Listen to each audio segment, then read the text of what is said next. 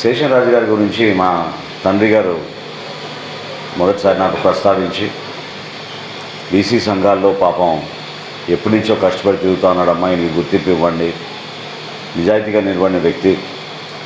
అదేవిధంగా సంఘానికి కూడా మన గౌరవం ఇవ్వాలి. ఎందుకంటే ఒకప్పుడు జమీందారుల దగ్గర, రాజుల దగ్గర ఆస్థానంగా వీళ్ళు ఉండే ఆ రోజులు, పూర్వకాలంలో ఉండే ఆ వైభవం ఈ రోజున గుర్తించాల్సిన అవసరం కూడా మన లాంటి వాళ్ళపైన బాధ్యత ఉంటుందని చెప్పినప్పుడు శేషరాజు గారిని పిలిపించుకుని ఆ రోజున చాలామంది విమర్శించారు, చాలామంది వ్యతిరేకించారు కూడా. అది కూడా ఈరోజు మీకు చెప్పక తప్పదు. ఎందుకంటే చెంచుపేట లాంటి ప్రాంతంలో మీ సామాజిక వర్గానికి సీట్ ఇవ్వడం అనేది ఎవరు కూడా జీర్ణించుకోలేకపోయారు. కానీ శేషరాజు గారి పైన ఉన్న గౌరవంతో, ఆయన అందించిన సేవలతోటి, ప్లస్ మీ అందరికీ గుర్తింపు రావాలి, ఒక ప్రత్యేకత. ఎందుకంటే ఎప్పుడు కూడా మనకి ఎవరేమి ఇస్తారని ఎదురు చూడడం కన్నా ఆ సాధికారతలో భాగంగా మిమ్మల్ని బలోపేతం చేయడం కోసం వారు చేసిన కృషి. నిలబడ్డారు అనురాధ గారు. వారిలో ఇంటింటికి ఒకసారి కాదు, 2 సార్లు 3 సార్లు కూడా తిరిగాం. డోర్ టు డోర్ ప్రచారం చేసి మంచి మెజార్టీతో గెలిపించుకొని ఆ రోజున కౌన్సిలర్గా తీసుకొచ్చాం. ఆ గుర్తింపు ద్వారా మనం చేయగలిగేది ఏంటి అంటే, రాబోయే రోజుల్లో కూడా మీకు ఆ విధంగానే ఆ గౌరవం దక్కాలి. మీరు ఎక్కడ కూడా తగ్గకూడదు.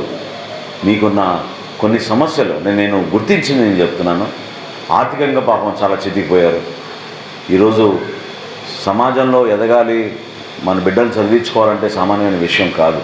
ఎందుకంటే కష్టపడి మనం సంపాదించి చదివించినా కూడా వాళ్ళకి ఉద్యోగ అవకాశాలు దొరకడం లేదు. ఉద్యోగాల కోసం ఇతర రాష్ట్రాలకి, దేశాలకి వెళ్ళిపోయి ఇబ్బంది పడుతున్న పరిస్థితిని మనం మార్చాలి. మన ప్రాంతంలో మనం ఖచ్చితంగా అమరావతి రాజధాని నిర్మాణం జరగాలి. ఈ ప్రాంతాన్ని అభివృద్ధి చేయాలి. తెలుగుదేశం పార్టీకి ఉన్న అనుభవాన్ని, చంద్రబాబు నాయుడు గారికి ఉన్న అనుభవాన్ని ఉపయోగించాలి. మన రాష్ట్రానికి మేలు జరిగే విధంగా మనం నిలబడతామని పవన్ కళ్యాణ్ గారు తీసుకున్న నిర్ణయం ద్వారా ఈ పొత్తు కుదిరింది. పొత్తు అనేది ఒక సంవత్సరం కోసమో లేకపోతే ఒక పదవుల కోసమో కాదు. పొత్తు ద్వారా రాబోయే 10-15 సంవత్సరాలు మన ప్రాంతానికి మేలు జరగాలి. ఆ మేలు ద్వారా ఒక తరం కోసం ఉపయోగపడుతుంది, ఉద్యోగ అవకాశాలు తీసుకురావాలనే ఉద్దేశంతో అప్పుడు నరేంద్ర మోడీ గారి దగ్గరికి వెళ్ళి ఆయన్ని కూడా, భారతీయ జనతా పార్టీని కూడా ఈ పొత్తులో కలుపుకోవడం జరిగింది. నిజాయితీగా నిలబడ్డాం, ఎన్నో అవమానాలకు గురయ్యాం. కానీ మేము ఆలోచించింది జనసేన పార్టీ నుంచి కేవలం రాష్ట్రం గురించి ఆలోచించుకున్నాం, మన భవిష్యత్తు గురించి ఆలోచించుకున్నాం. సీట్లు ఎన్ని ఇచ్చారా, ఏ పదవి ఇస్తారా, ఇవ్వరా, వీటి గురించి కాదు చర్చించింది. ఏ విధంగా మనం తెనాలిని గతంలో అభివృద్ధి చేసుకున్నామో, ఎటువంటి కార్యక్రమాలు చేశామో, అది ఒక ఎలక్షన్ కోసం కాదు మనం చేసింది. అది చేసింది ఖచ్చితంగా ఒక 20 సంవత్సరాలు 30 సంవత్సరాలు తెనాలికి ఉపయోగపడతాయన్న ఆలోచనతో చేశాం. స్వార్థం కోసం, ఒక ఎలక్షన్ కోసం రేపటి రోజు చేస్తే ఓట్లు పడిపోతాయి అనుకుంటే, ఇప్పుడు మూర్ఖంగా ఈ 5 సంవత్సరాలు జగన్మోహన్ రెడ్డి ఎట్లా ఆలోచించాడో ఆ విధంగానే రాష్ట్రం నష్టపోయేది, తెనాలి కూడా నష్టపోయేది. పెన్షన్లు ఇచ్చాం చాలు, బటన్లు నొక్కాం చాలు అనుకుంటే సరిపోదు. సంపద సృష్టించాలి ఈ ప్రాంతంలో, ప్రతి ఒక్కరికి అవకాశం కల్పించాలి. మీలో ఉన్న ఆ పట్టుదలని, మీకున్న అనుభవాన్ని, మీలో ఉన్న ఆ గొప్ప విస్తరించిన ఆ అనుభవం, దాన్ని దయచేసి మీ అందరూ కూడా ఉపయోగించండి. మన ప్రాంతాన్ని మేలు చేద్దాం. మీ అందరికీ మంచి భవిష్యత్తు ఉండే విధంగా, తెనాల్ని మరింత రెట్టింపు మనం అభివృద్ధి చేసుకునే విధంగా మనం ముందుకెళ్దాం. సంఖ్య ఎంత అనేది ఇంపార్టెంట్ కాదు. ఎందుకంటే అట్లా చూస్తే మీరు తెలంగాణలో వెలమ కమ్యూనిటీ చాలా తక్కువ, కానీ అక్కడి నుంచి ముఖ్యమంత్రి అయ్యారు, మంత్రులు అయ్యారు. సంఖ్య అనేది కాదు ఇక్కడ. ఎవరైతే పెద్ద మనసుతోటి జాగ్రత్తగా ఆలోచించుకుని అందరినీ కలుపుకుని పోయే మనస్తత్వం ఉందో, ఒకరిని ఇబ్బంది పెట్టాలనే ఆలోచన మీకెవరికి కూడా ఉండదు, ఒకరి హాని కలిగించాలనే ఆలోచన ఎప్పుడు ఉండదు. శేషరాజు గారిలో నేను చూసింది అది.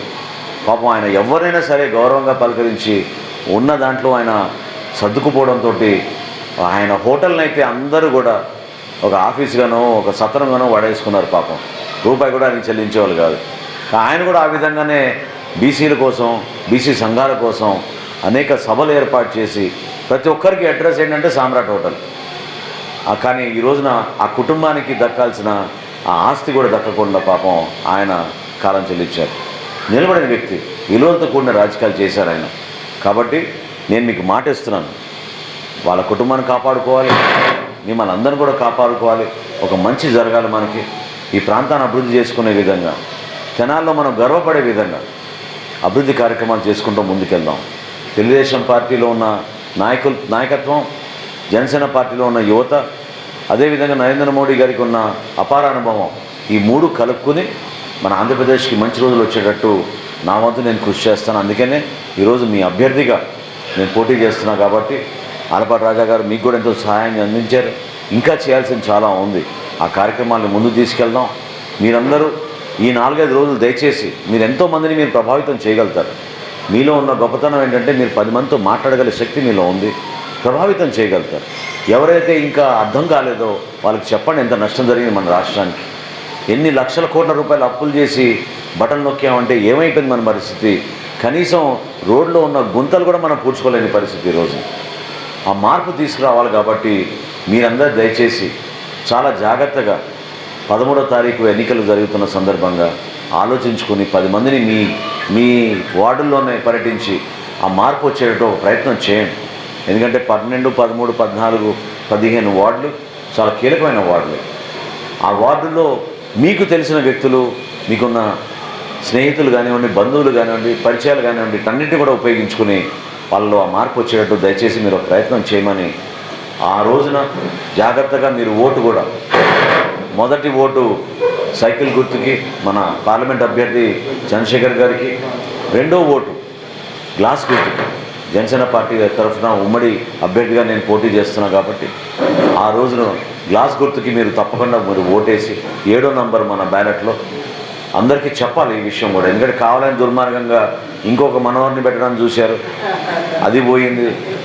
గ్లాస్ సింబల్ లాగా ఇంకో సింబల్ కూడా తీసుకొని ఆ ప్రయత్నం కూడా చేశారు.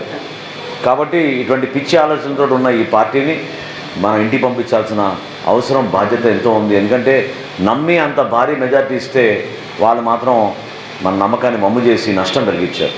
ఇది వాస్తవం. ఈ రోజున మనం నిలబడాల్సింది మన భవిష్యత్తు కోసం.